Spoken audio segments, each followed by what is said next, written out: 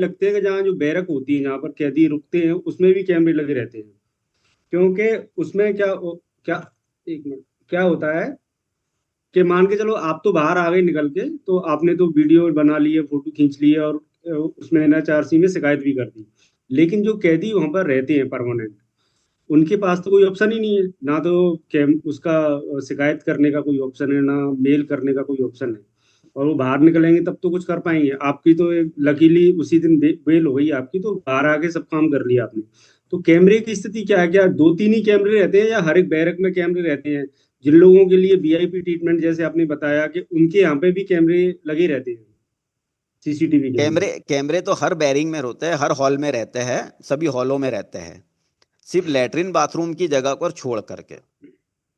और कुछ कुछ एरिया ऐसे होते हैं जैसे जीना चढ़ने की जगह पर हो गया, दीवार के नीचे हो गया, क्योंकि कैमरे की कैपेसिटी जस्ट दीवार के नीचे, जैसे चिराग तले अंधेरा, तो जहाँ जी जी। कैमरा लगा है, जिस दीवार पे कैमरा लगा है, उस दीवार के नीचे तो वो कैमरा कैद नहीं करता है, वो थोड़ा दूर पे कैम कर कवर करता ठीक है। ठीक, लेकिन आपने जो बताया कि एक बैरक में लगभग 100 के ज्यादा 90 लोग से रहते हैं, 110। जबकि हाँ, 90 से 110।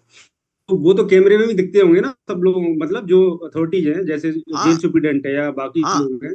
अच्छा, इसमें तो वास्तविकता ये भी है कि मैं जब जेल में 10 दिन रहा तो मुझे ये जानकारी मिली कि ये लोग 1 जनवरी से लेके 31 मार्च तक के लोगों को ज्यादा भरते हैं, जेल वाले संख्या ज्यादा दिखाने के लिए। उनका कुछ हम्म, खर्चा होता है, कुछ फंड आता है, उस 3 महीने की एवरेज पर ऐसा कुछ मुझे बताया गया है। जैसे जो लोग अक्सर जाते रहते हैं जेल में, जिनको, भाई जो अक्सर जो चोरी चकारी करते रहते हैं, प्रोफेशनल होते हैं, वो भी बोलते चालते हैं अपन जब जेल में जाओ तो।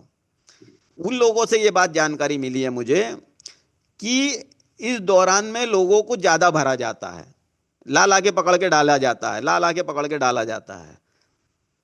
तो भीड़, एक स्पेशल पैसा, मतलब ज्यादा सेंसन करवाने के लिए भी डाली जाती है। एक्चुअल में मैं बताऊं क्या है आपको कि 31 मार्च को जो फंड लैप्स होता है ना, एक हाँ अप्रैल से नया फंड मिलता है उनको। तो सरकार के जो डिपार्टमेंट है सरकारी, उसमें क्या करते हैं, ये जनवरी के बाद में रिलीज करते हैं फंड। हाँ। जनवरी के बाद में ही रिलीज करते हैं, क्योंकि उनको लगता है कि फंड लैप्स आएगा तो हम बता सकते हैं साहब आपने तो खर्चा ही नहीं किया। तो एक हम्म। ये कारण भी है, क्योंकि मैं बहुत सारे डिपार्टमेंट्स में ऐसे मैं पता किया है। तो उनका ये भी है। दूसरा मैं ये कह रहा था, जो आम कैदियों की शिकायत के लिए क्या सुविधाएं हैं वहाँ पे, कैसे कर सकते हैं वो? देखिए, नियम तो क्या यह वहां है से कि DSL, मेल तो खैर कर ही नहीं सकते। क्या वहां से नहीं वो चिट्ठी लिख सकते हैं? क्या RTI लगा सकते हैं वहां से अंदर से, जेल से? नहीं, नियम के अनुसार तो DSLA का 24 घंटे वहां पर ऑफिस कार्यालय खुला रहता है। जी। जस्ट सभी लोगों के लिए कॉमन एक जगह जो होती है, वहाँ DSLA की विधिक सेवा प्राधिकरण का एक अधिकारी या एक कुछ भी होना चाहिए, होता है। लेकिन वो भी उनसे मिला जुला होता है, वो ये सब चीजों को देखते रहता है, लेकिन उस चीज को बाहर नहीं जाने देता है। मैं भी खंडवा जेल में था तो वहां जिला विधिक सेवा प्राधिकरण का एक स्टॉल था बीच में, पर वो अब करेंगे क्या, वो जाने ही नहीं देते ना वहां। उनकी चलेगी, अपनी कहाँ चलेगी? तो वहां तो देखो, यदि आप चोर को बोलोगे आप चोरी कर रहे हो तो आपकी कौन सुनेगा? तो जिला जिल, जिल जिस जेल में प्रताड़ना हो रही है, जिस जेल में बदमाशी हो रही है, उस बदमाशों के पास में आप सामने यदि बोलोगे तो और नुकसान में आ जाओगे। स्थिति ये है। तो वहां बोलना दिक्कत वाला काम है। प्रैक्टिकली व्यवस्था तो रखी है शासन ने कि हाँ, शिकायत करने के लिए जिला विधिक सेवा प्राधिकरण से वो आते हैं कि क्या तकलीफ है तुमको, कोई तुम्हारी शिकायत हो तो हमें लिखाओगे करो। लेकिन वो जो बाबू लोग रहते हैं जिला विधिक सेवा प्राधिकरण के, या छोटे कर्मचारी रहते हैं, उनकी कितनी कैपेसिटी है? क्या वो जिला अधीक्षक के विरुद्ध लिखने में उनकी कैपेसिटी है? एक एक पुलिस वाले के खिलाफ भी नहीं लिखने की कैपेसिटी होती है अधिकारी की। वो डरता है। अच्छा, वो डरता इसलिए भी है कि हो सकता है वो अलग कुछ अवैध तरीके से नियुक्ति हुआ हो, रिश्वत दे के आया हो, नकली डिग्रियां लेके आया हो, इसलिए भी डरता है। शिवानंद जी, किसी और के सवाल हो तो उनको भी ले लीजिए। हाँ ठीक है ना। ये सुरेश मौर्य जी ने हैंड टच किया हुआ है, फिर आप रिंकू के ले लीजिए और एक दो लोग जो भी हैं अपनी बात कहना चाहें।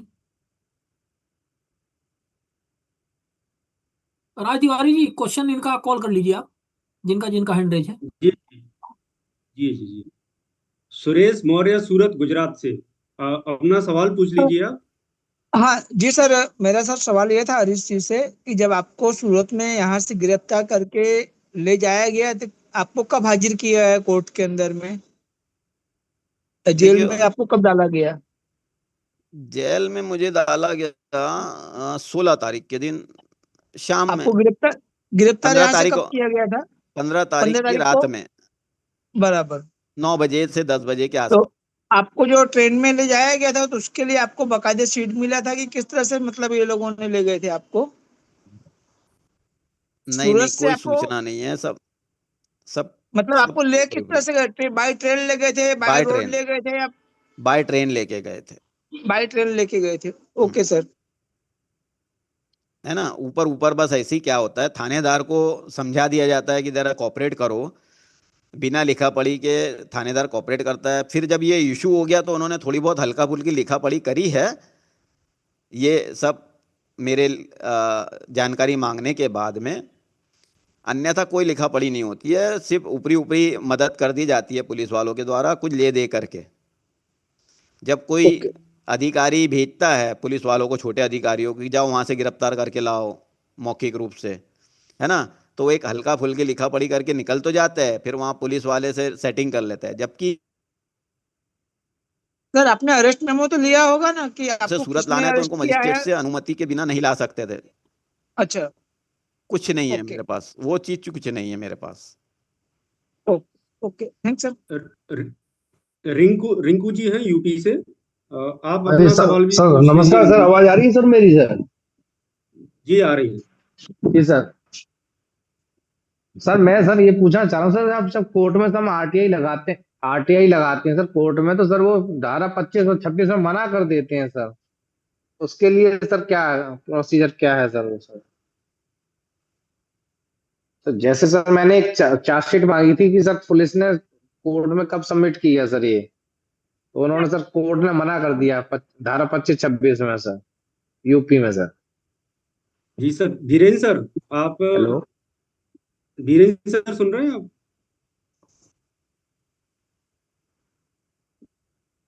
वीरेंद्र ठक्कर सर। धारा 25-26 में मना करने का कोई प्रावधान नहीं है। धारा तो 8 या सर 9 में अपील में मना किया जा सकता है या 24 में किया जा सकता है। 25 तो एनुअल रिपोर्ट है और 26 जो है वो तो नहीं नहीं ट्रेनिंग नहीं ऑफ नहीं, ऑफिसर्स है। नहीं सर, हाई कोर्ट वगैरह के 25-26 लिए सर आरटीआई एक्ट सेशन की कोर्ट बोल से रहे हैं या मांगी कौन से सर, एक्ट की बोल रहे हैं? सेशन 25-26 कोर्ट कौन से से एक्ट की मांगी है बोल सर रहे हैं आप? मैंने। हाँ? सर सेशन कोर्ट वाली सर 25-26 आरटीआई। धारा सर यूपी 25-26 में सर कौन से एक्ट की? आरटीआई एक्ट की। हाँ सर आरटीआई एक्ट की सर, उसमें सर आरटीआई हाई एक्ट में कोर्ट के लिए 25 जो अलग। है, 25 जो है वो एनुअल रिपोर्ट होता है। एनुअल रिपोर्ट असेंबली को देते हैं, है ना। नहीं सर, हाई कोर्ट के लिए 25 में रूलिंग मना अलग नहीं है ना कर सर, सकते। उसके मना लिए करने सर का कारण सिर्फ 8 या 9 सेशन। हो सकता है। 25-26 में मना नहीं कर सकते हो। धारा 26 जो है वो ऐसा रिप्लाई यदि है तो आप रिप्लाई पोस्ट कर सकते हैं। हो सकता है आप शायद गलत बता रहे हो। क्या पीआईओ नहीं ने सर धारा कोर्ट, 25-26 में मना किया है? सर नॉर्मल आरटीआई अलग होता है एक्ट सर, उसका अलग है। हाई कोर्ट वाला सर आरटीआई एक्ट अलग है सर यूपी अरे वो में सर। आरटीआई नहीं है, वो आरटीआई रूल है, वो सेक्शन नहीं है, वो हाँ रूल सर। नंबर है। हाँ हाँ, रूल रूल नंबर नंबर बोलिए। हाँ, 25 का। हाँ सर रूल नंबर 25-26 रूल में सर मना 25, कर रूल दिया। 26 है, वो सेक्शन नहीं है वो। हाँ जी सर। हाँ, वो हाई रूल कोर्ट। नंबर है ना, नियम संख्या है वो, जी सर। धारा हाँ नहीं जी है वो। सर। तो सर, हाँ, तो उसमें तो आपने सर। अप्लाई किया है तो उसमें मना किया है, तो उसमें फिर आप फर्स्ट हाँ जी। अपील कर सकते हैं। और फर्स्ट अपील के नहीं बाद सर फिर हाँ। आप हाँ उसमें हाई कोर्ट के पीआईओ के खिलाफ आप उसमें सूचना आयोग में जा सकते हैं। जी सर। सर मैंने सर पुलिस ने सर चार्जशीट कब भेजी सर, उस रजिस्टर की कॉपी मांगी थी सर, न्यायालय के रजिस्टर की सर, कि कब आपके यहाँ प्राप्त हुई है सर? इसमें सर 25 रूल नंबर 25-26 से मना किया सर, तो सर अपील कर दें हाँ, सर वैसे इसमें? ये सब कॉपी आपको अभी से लेके करना क्या है, वो तो वैसे भी मैजिस्ट्रेट आपको देगा ही जब ट्रायल चलेगा सर उस टाइम पे। नहीं सर, वो तो उनके यहाँ संज्ञान लेने का होता है, कॉग्निजेंस कब लिया गया उनके यहाँ सर, वो ये नहीं दे रहे हैं कि चार्जशीट सर मिली कि कब, रिसीव कब हुई है सर उनके चार्जशीट भी यहाँ सर? देते हैं 209 में ऐसा होता है। 209 में ये सब कॉपी देता है, चार्जशीट की कॉपी देता है, 160-61 के बयान की कॉपी देता है, ये सब देता है वो मैजिस्ट्रेट। तो अभी कॉग्निजेंस हुआ ही नहीं, अभी चार्जेस फ्रेम नहीं हुए ना, क्या हुआ बोलो? चार्जेस फ्रेम नहीं हुए ना अभी। दो 211 में आपको आरोप पत्र मिल गया है क्या? हाँ, क्या जज ने आरोप पत्र दे दिया मजिस्ट्रेट ने वो आपको? नंबर पे डालो। हेलो, हाँ हेलो मजिस्ट्रेट ने आरोप पत्र दे दिया क्या आपको? सर जी, दे दिया है सर। 211 में दिया है? नहीं सर, अभी वहां से कॉपी निकलवाई है सर हमने तो सर अभी। कॉपी किस चीज की निकलवाई आपने? सर जो चार्जशीट आई है सर कोर्ट के अंदर, जो अरे चार्जशीट चार्जशीट ली है अलग ना होता है, सर, चार्ज अलग होता है। देखो चार्जशीट जो है ना, वो तो पुलिस अभी जो सर जज उसने को सम्मन रिपोर्ट, इशू कर दिए सर जज ने, सर जज ने सम्मन इशू कर दिए सर आरोपी के ठीक है लिए सर। समन है, वही मैं बोल रहा हूँ, पहले प्रोसेस समझ लीजिए हाँ आप। जी, चार्जशीट होती है वो पुलिस जज को देती है, हाँ जी सर। चार्ज अलग है। चार्ज है वो जज आरोपी को देता है कि आपने अमुक तारीख को हाँ जी अमुक सर। जगह पर अमुक अमुक अपराध किया है, जो अमुक एक्ट की अमुक धारा का उल्लंघन है, तो आपको ये गुनाह कबूल है या नहीं है, वो चार्ज होता है आरोप पत्र। वो आपको मैजिस्ट्रेट ने लिख के दिया गया? नहीं सर, हम तो सर हम वादी हैं सर उसमें सर, अरे कंप्लेंटेंट जो हैं भी हो, सर। वादी हो, आरोपी हो, जो हाँ भी हो उसमें हाँ जी वादी वादी मतलब वादी है तो फिर उसमें आपको तो मौका मिलेगा ही ना। You will be a witness, आप तो उसमें गवाह होंगे। हाँ जी। हाँ जी सर, अभी आपने वो यदि पार्टी लिखा है तो प्रेजेंट आपको नहीं हुई है प्रोसेस सर। को जम क्यों कर रहे हो? सर आरोपी प्रोसेस को सर जम क्यों कर अभी रहे हो? आपको प्रेजेंट जब नहीं बुलावा हुआ। मिलेगा तो उस टाइम पे आपको अपना केस साबित करना पड़ेगा, तब आप कहिए अपनी बात। इसमें सर पुलिस आपको पे केस है आपको सर, उसने धमकी धमकी दी थी सर, पुलिस ने, पुलिस ऑफिसर पे नहीं, वो तो आप केस लिख है सकते हो। सर। वो तो पूरे ट्रायल के दौरान जो भी धमकी मिलती है तो उसमें एडिशनल धारा लग जाएगी, उसमें आप क्रिमिनल इंटिमिडेशन का 506 धारा लग जाती है हाँ ना। जी सर। तो वो हाँ जी उसमें आप सर। फर्दर उसमें मैजिस्ट्रेट को भी दे सकते हैं, पुलिस को भी आप दे सकते हैं कि इसमें मुझे धमकी मिल रही है। जी सर। और जो धमकी मिली है वो किस माध्यम से मिली है ना। धमकी है, लालच हाँ है, या जो भी फोन। आपको मिला है तो वो कैसे मिला है वो आपको उसमें पूरे डिटेल्स के साथ लिख के देना पड़ेगा, तो उसमें एडिशनल धारा बन जाएंगी। ठीक है, हाँ जी सर। वो वीरेन आपको जी एक एक फ्रेश एफआईआर सवाल था। लिखनी पड़ेगी, फिर तरतीब मिलेगी। तो हाँ सर इसमें जल्दी। सर ये पूछना चाह रहा हूँ सर, सर ये री इन्वेस्टिगेशन करानी है सर, कोर्ट से हो जाएगी सर, पुलिस से होगी सर? इसमें अभी अधूरी सर उन्होंने चार्जशीट री भेजी है सर इन्वेस्टिगेशन उन्होंने। कोर्ट ऑर्डर देता है 173(8) में। फर्दर इन्वेस्टिगेशन जो होता यस। है ना, यदि आपको ऐसा लगता है कि पुलिस ने जांच ठीक से नहीं किया और चार्जशीट कर दी है जो कम गंभीर धाराओं में है, या फिर ठीक से उन्होंने जांच नहीं की है, तो फर्दर इन्वेस्टिगेशन के लिए आप उसमें लिख सकते हैं 173(8) में। तो वो आपको मैजिस्ट्रेट के यहाँ एप्लीकेशन देनी पड़ेगी चार्जशीट हाँ की सी कॉपी के साथ, क्योंकि चार्जशीट आपको मिल चुकी है ना। चार्जशीट की कॉपी मिल गई है तो चार्जशीट की कॉपी के साथ आप उसको चैलेंज कर सकते हैं। हाँ ठीक है सर। वीरेन जी। हाँ हाँ जी। हाँ, थैंक यू सर। क्या ये जैसे ये सीजेएम मैडम है सरिता जथारिया, आपको मेरी स्क्रीन दिख रही है क्या? नहीं, आपका आपका चेहरा दिख रहा है, आपका स्क्रीन नहीं दिख रहा शेयर नहीं हो रही है? है। स्क्रीन शेयर नहीं है अभी आपका। अच्छा, स्क्रीन शेयर नहीं है अभी मेरा।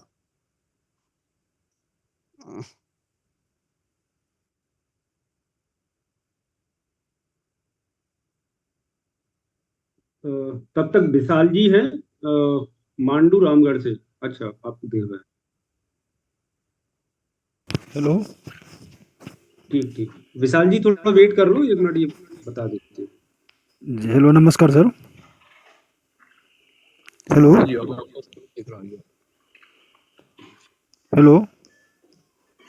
हाँ जी जी दिख आ रहा है। गया सर। विशाल जी हाँ 2 मिनट सर, वेट कर लो, आप अभी आपका सवाल लेते हैं। हेलो। हाँ, ये 12/9/24 न्यायालय श्री देवेश मिश्रा न्यायिक मजिस्ट्रेट प्रथम श्रेणी जिला बुरहानपुर के न्यायालय से प्रकरण क्रमांक RCT 672/2022 के अंतरण के संबंध में प्रतिवेदन प्राप्त, अतः पत्रावली आदेश हेतु दिनांक 13/9/2024 को नियत की जाती है व पूर्व पेशी दिनांक 25/9/24 निरस्त की जाती है। यानी क्या हुआ था कि मैं 12 को भी गया सीजेएम मैडम के पास देवेश मिश्रा की शिकायत लेकर के, और 13 को भी गया। इन्होंने 13 को ये 25/9 मतलब मेरे गैर हाजिरी में 25/9 की जो तारीख है उसको 13 कर दिया, और 13 के दिन इसको निरस्त कर दिया। तो क्या ऐसा सीजेएम मैडम कर सकते हैं? पहले ले सकते हैं तारीख के मतलब 25 के पहले ही उसको 25 तारीख दे दी, फिर 25 के बाद वापस उसको रिवर्स करके बिना बताए, बिना कुछ बताए 13/9 को ही गैर हाजिरी में इसको निरस्त किया जा सकता है कोई चीज को, पत्रावली को? कर सकते हैं, आप स्वयं रिप्रेजेंट कर रहे हैं, आपका वकील है? नहीं, मैं उस इसमें कोई वकील नहीं था, और मैं इस समय में मुझे बताया नहीं गया, मतलब 13 तारीख के दिन का, सिर्फ 13 तारीख के दिन मेरी मौखिक बातचीत हुई थी और इस विषय पर बात हुई थी कि भैया मेरा प्रकरण जो है इनके पास से हटा लिया जाए।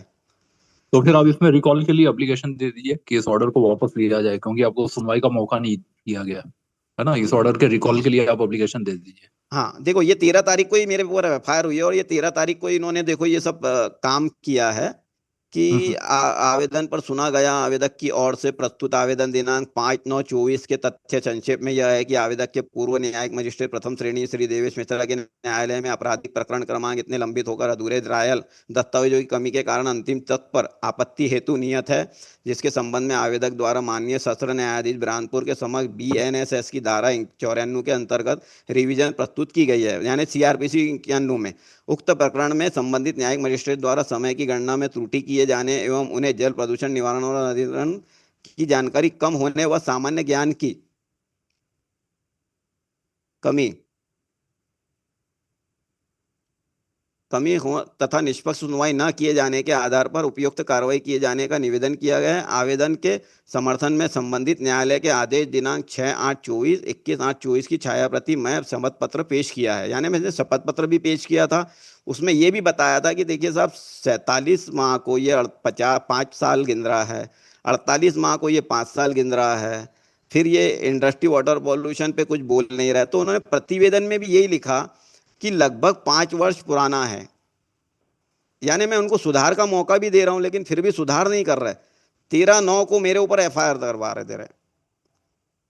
CJM मैडम को ये बात जानकारी में है, देवेश मिश्रा को भी जानकारी में है। देवेश मिश्रा रिपीट जवाब भी दे रहा है CJM मैडम को, JMFC। और यहां भी लिख रहा है कि देखिए जिसमें संबंधित न्यायिक मजिस्ट्रेट की ओर से प्राप्त प्रतिवेदन अनुसार प्रकरण लगभग 5 वर्ष पुराना होने के कारण आवेदक को पूर्व में अंतिम अवसर प्रदान किए जाने के अवसरों को दृष्टिगत रखते हुए दिनांक 5/9 को अंतिम तर्क हेतु अंतिम अवसर प्रदान किया गया था। तो अभियुक्त तो मुझे ना तो कोई मौका दिया गया है ना कुछ है, और जब मैं 4 साल को बोल रहा हूँ, बस 4 साल गिना जाए, 5 साल ना गिना जाए, तो भी मुझ पे 13 तारीख के दिन इस तरीके से यह हरकत हुई है और मुझे फिर जेल में डाल दिया गया। देखिए मैं ईमेल ये ऑर्डर CJM का है ना, तो CJM के विरुद्ध आप सेशंस कोर्ट में कर सकते हैं इसको चैलेंज, है ना। अब देखिए ये मजिस्ट्रेट बदलने का अनुरोध मैंने 5 सितंबर को किया, जिला विधिक सेवा डिस्ट्रिक्ट कोर्ट को ईमेल किया, मैंने ये फीस भरी मैंने, और जिस देवेश मिश्रा की मैं शिकायत कर रहा था, मैंने बोला इसको गिनती नहीं आती है आप, और इस जल प्रदूषण नियंत्रण अधिनियम के बारे में कुछ जानकारी नहीं है, ये मेरे साथ पक्षपात कर रहा है, तो इसे हटा दिया जाए, मेरी फाइल उठा ली जाए। उसके बावजूद उस व्यक्ति ने मुझे 13 तारीख के दिन सजा भी दी, कटघरे में भी खड़े किया, इससे केस वापस भी नहीं लिया, और फिर 13 तारीख के दिन मुझ पर FIR भी हो गई। हाँ, तो अब इसमें हाई कोर्ट में जो है FIR क्वैश करने के लिए करिए, और ये हाँ, साथ में जो ये ऑर्डर है ना, इस ऑर्डर हाँ, को भी क्वैश करने के लिए लिखिए। हाँ, और उसमें चीफ, ये जो आपने पूछा ना, जो विधिक सेवा प्राधिकरण वगैरह, हाँ, इनको पूछने की कोई आवश्यकता नहीं, सीधा आपको पता होना चाहिए कि ये जो अधिकार होता है हाईकोर्ट के चीफ जस्टिस को होता है किसी भी मैजिस्ट्रेट के खिलाफ कार्रवाई करने का, जी जी जी, है ना। आप क्यों सोच रहे हैं कि वो अपने हस्ताक्षर से कोई छोटा कर्मचारी लिख के देगा? वो तो सीधे आप चीफ जस्टिस को लिख दीजिए कि ये हाँ मैंने अनक्वालिफाइड है, इनएलिजिबल है, या अब जो तो भी है, इसके अभी पास योग्यता नहीं है ना, तो उस तरह से मैजिस्ट्रेट जो है उसके क्वालिफिकेशंस में जांच की जाए, तो ये चीफ जस्टिस को पावर होता है ना। उसके लिए आपको इधर उधर छोटे कर्मचारियों से क्या लिखवाओगे? आपको एक क्लर्क थोड़ी लिख के दे, नहीं आपने नहीं, वो नोट बताएगा। वो नहीं है, लेकिन CJM को, अरे भाई CJM के पास तो आदमी पहले जाएगा CJM ना, के ऊपर मैं DJM बोल रहा हूँ, मैडम हाईकोर्ट का CJM। चीफ जस्टिस होता है, उसको पूरे पावर होते हैं। नहीं हाईकोर्ट के जैसे चीफ फाइल, जस्टिस को सीधा आप जांच करिए, है ना। हाँ सबूत हाँ सबूत वो जो सबूत आपको देने की जरूरत नहीं होती है, वो तो जांच करेगा तो खुद सबूत सामने आ जाएंगे। हाँ हाँ, देखिए मैंने आपको ईमेल तो में सिर्फ आरोप स्पष्ट, लगाना है उसमें, है ना। उसमें हाँ नहीं ये थोड़ी आपसे थोड़ी चीफ जस्टिस मांग रहा है, और आपको जब हाँ मांगता हाँ है तो जब बुलाते हैं तो जो जो डॉक्यूमेंट या जो आपके पास आशंका के कारण क्या है वो आप बता सकते हैं, जी। है ना। अभी तो इंक्वायरी बैठ गई है, विजिलेंस ने हाँ, शिकायत इंक्वायरी ले बढ़ ली गई तो गई है। फिर तो इसमें है कि अब जो FIR है उसके लिए भी आपको हाईकोर्ट में जाना पड़ेगा। और ये जो ये ट्रांसफर का जो एप्लीकेशन है ना, हाँ तो ये ध्यान रखिए कि विद इन द डिस्ट्रिक्ट जो ट्रांसफर के पावर होते हैं वो डिस्ट्रिक्ट जज को होते हैं। हाँ हाँ तो ये चूंकि सीजेएम ने खारिज किया है, तो पहले आप सेशंस कोर्ट, डिस्ट्रिक्ट कोर्ट में जाइए, है ना, हाँ डिस्ट्रिक्ट या सेशंस कोर्ट, हाँ और उसके बाद फिर स्टेट के अंदर यदि ट्रांसफर करना है तो वो पावर जो है सीआरपीसी के मुताबिक होते हैं हाई कोर्ट को, और एक स्टेट से दूसरे स्टेट में करना है तो वो पावर सुप्रीम कोर्ट को होते हैं। तो यह चूंकि with in the district transfer करने का मामला है, तो इसमें आप डिस्ट्रिक्ट कोर्ट को पहले आवेदन करिए, है ना, और एफआईआर क्वैश करने के लिए तो आपको हाई कोर्ट जाना पड़ेगा।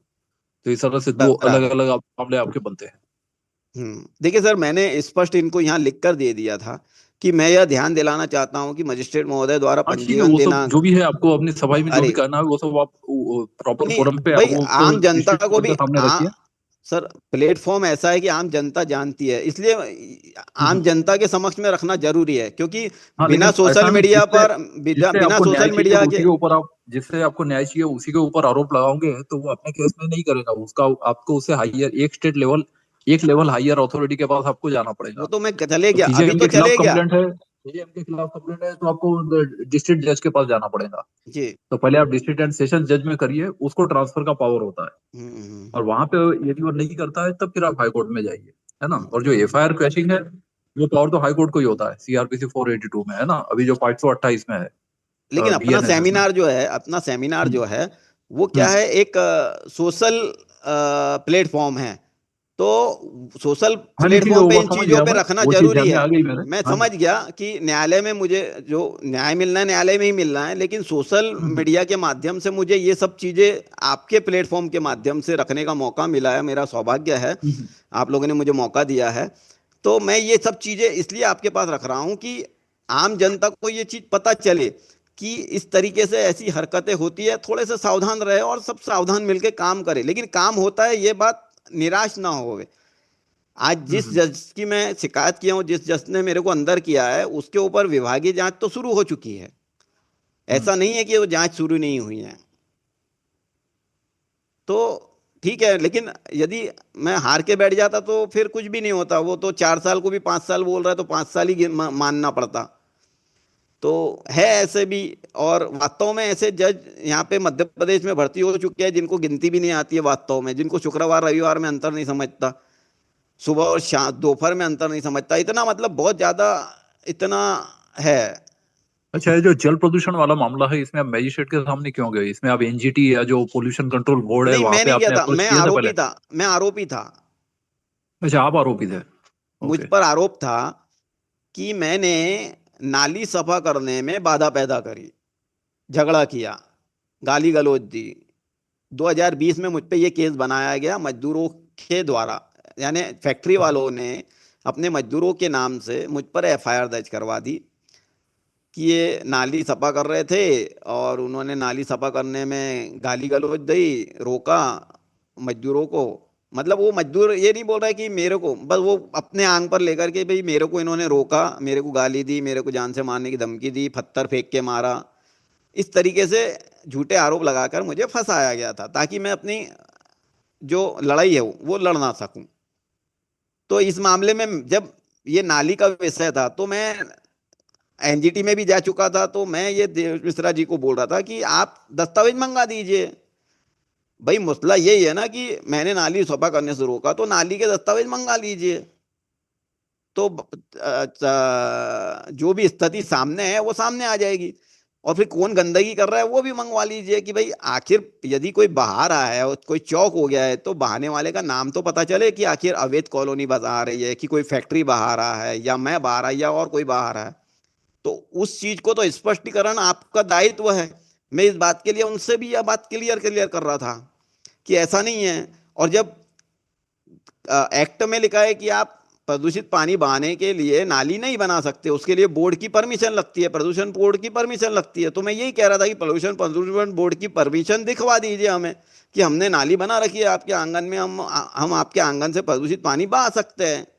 इस तरीके की ये बात आ रही है, जैसे मेरे कुछ मेरे रहने अच्छा, तो के, ये जमीन आपकी थी, ये आपकी जगह है जहां पर नाली साफ करने की बात हो रही थी, ये जमीन हाँ ये आपकी है? मेरे आंगन की बात थी। अच्छा अच्छा, ओके। तो मेरे ही आंगन में मेरे ही पे ऊपर आरोप लगा दिया कि ये नाली सफा करने गए थे, तो मेरे को मना किया, रोका, जान से मारने की धमकी दी और पत्थर फेंक के छत पे जाके फिर बाद में मेरे पत्थर फेंक के मारा। तो ये ऐसी साधारण थी, जिसमें मुझे 13 तारीख के दिन, जिस दिन एफआईआर हुई उस दिन 13 तारीख के दिन ये टॉर्चर किया गया है इस महाशय के द्वारा। 4-5 घंटे मुझे ये जो कटघरा होता है उसमें रोक के रख लिया और खड़ा कर दिया। तो और जबकि जो पत्थर है मतलब उसके भी कोई गवाह नहीं है, पत्थर जब्ती के भी कोई गवाह नहीं है, बिना पत्थर के जब्ती के मुझे सजा दे दी। जबकि इतने सारे विरोधाभास है, वो तो खैर अपन वो जब मेरा विषय है वो अपील में मैंने गया हूँ, अपील में विषय आएगा। लेकिन हम लोग ईमेल के द्वारा भी इतना इनको सीजेएम को लिखित दे रहे कि श्रीमान 4 साल को 5 साल गिन रहे हैं, इनको हटाओ, और 4 साल को 4 साल गिनो। लेकिन लिखित के बाद भी ऐसी दादागिरी चल रही है तो कैसे चलेगा। हालांकि सब जगह दादागिरी नहीं है, कुछ अच्छे लोग भी है न्यायालय में, ऐसे कम लोग हैं।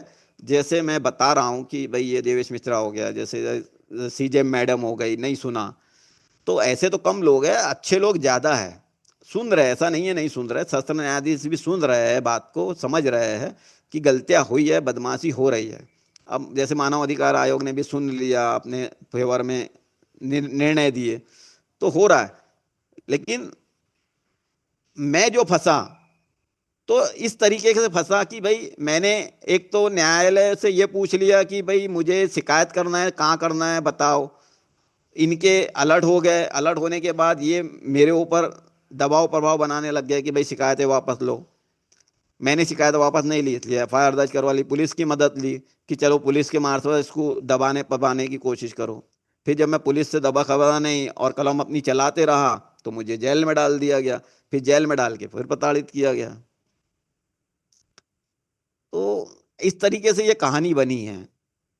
और मैं यही सोशल मीडिया के माध्यम से ये स्पष्ट करना चाहता हूँ कि भाई मैंने कलम चलाई, आरटीआई के तहत मैंने इनकी जानकारी मांगी, इनके योग्यता सर्टिफिकेट मांगे, इनकी नियुक्ति पे प्रश्न उठाया, तो मुझे टॉर्चर किया गया। और टॉर्चर इस तरीके से किया गया, मैंने बता दिया आपको, ये किसी एक पीआईओ का कृत्य नहीं है कि पीआईओ ने एफआईआर दर्ज कराई और पुलिस इतनी अलर्ट हो गई कि राज्य से बाहर जाकर के मुझे गिरफ्तार करके ले आया, सिर्फ एक दस्तावेज फटने के आरोप में, और जेल में भी डाल दे रहे और जमानत भी नहीं दे रहे, जमानत आवेदन भी खारिज कर दे रहे। ये सब न्यायिक प्रक्रिया का दुरुपयोग है और उन लोगों के द्वारा दुरुपयोग है जो अवैध तरीके से न्यायालय में भर्ती हो चुके हैं, जिनके पास कोई डिग्रियां नहीं है, इसके उसके नाम से डिग्रियां लेकर के न्यायालय में आ चुके हैं, नकली जज बन चुके हैं। उस नकली जज ने मुझे टॉर्चर किया है, उस नकली जज ने ही किया है। क्योंकि यदि असली होता तो 6 महीने में मुझे जानकारी तो कुछ तो मिलती।